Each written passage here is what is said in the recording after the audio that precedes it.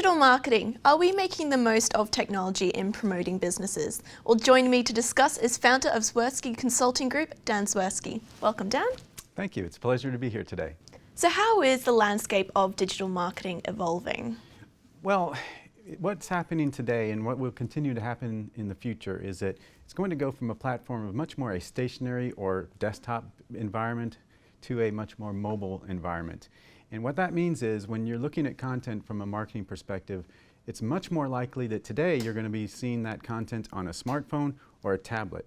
And consequently, what digital marketers need to understand today is that you have to really promote an image or a video or somehow maximize that content for being viewing as opposed to a bunch of text. So that's the first thing that's really going on, is that evolution into a much more mobile-based platform.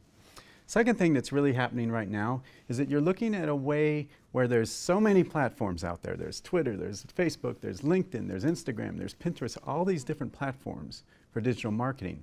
And companies right now, we've seen that they've tried to kind of get involved in everything, and you can't do that.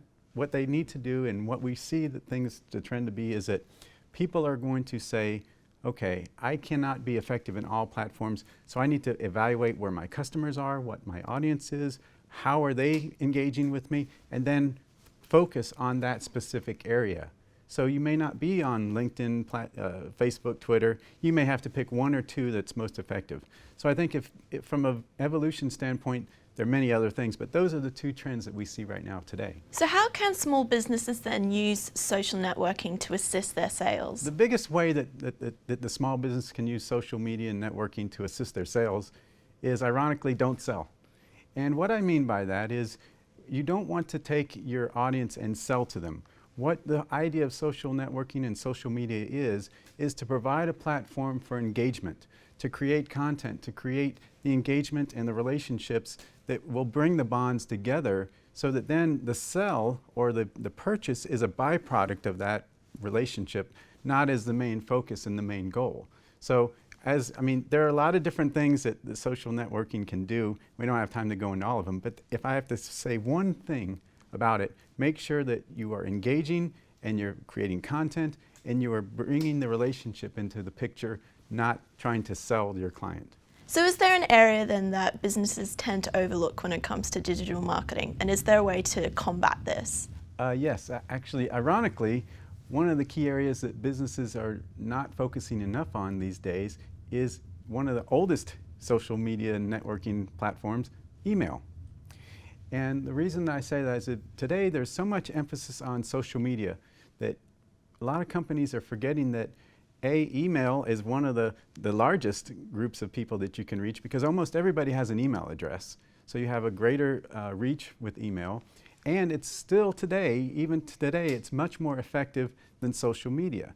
And why is that? Because email is considered to be much more of a business platform. In other words, when you're doing business with somebody, you're not necessarily doing that business on LinkedIn or on Facebook.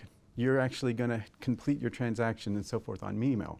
So that is actually one of the areas that can be improved on the most. Now, as far as how do you improve that, email, you can't, going back to this idea of selling, you can't do that. So there are really three things that you can do from an email perspective that will increase the effectiveness. First and foremost, have an engaging subject line, because people get so many emails today that if you do not have an engaging subject line, it will make people say, hey, this is interesting to me. I want to open up. I want to see what's in here. Your message will never get read, and therefore it's very ineffective. So that's the first thing. Second thing is, going back again to that idea of don't sell, make sure that the email is a platform for delivering good content, delivering value to the client. For example, you may use a white paper, for example. You can send a white paper. You can send an email newsletter, which has variable and good content, not just a bunch of fluff. That's another key. Use that as a true platform to engage your clients, to communicate with them, and make sure that you're getting them most engaged with you and getting the most out of that click. Third thing is, once you're in the email, give them a clear, concise message of what you want them to do next.